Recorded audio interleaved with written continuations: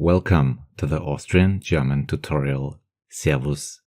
Today we continue our learning series about the topic how to understand Austrians.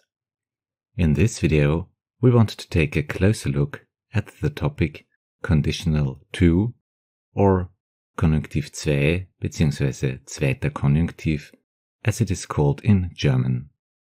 As an example, we use the verb to have to give a first insight. This is a very important aspect of Austrian German, which you come across very often, especially in the spoken form. By the way, if you want to know more about a specific word or phrase in Austrian German, please let me know in the comments below.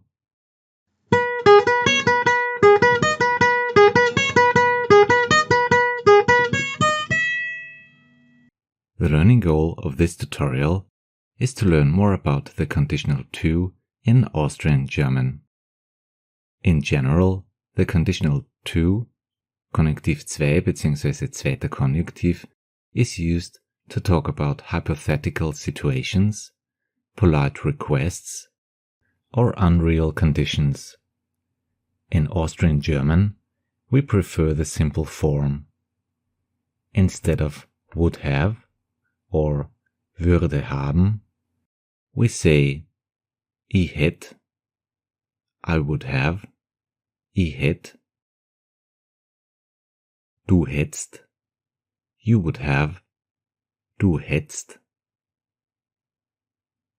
sie es hätt, he she it would have, sie es hätt,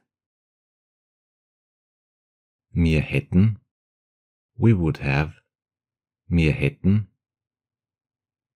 es hätt's, you would have, es hätt's, sie hätten, they would have, sie hätten. Let's take a look at some real-life examples how Austrians use hätt. You'll hear this all the time. The first example: Ich hätt gern einen Kaffee bitte. I would like to have a coffee please. Ich hätt gern einen Kaffee bitte. Second example: Hättest du morgen Zeit? Would you have time tomorrow? Hättest du morgen Zeit? Third example: That's a kind of saying. Hätti vari detti. That means something like, if it weren't for the little word if. For example, you talk about something very hypothetical and you know that you can't reach the goal any longer, and then you say hätti vari detti. Hätti vari detti. And the next example: hätt mir's nicht, so tät mir's nicht. If we hadn't, we wouldn't. Hätt mir's nicht, so tät mir's nicht.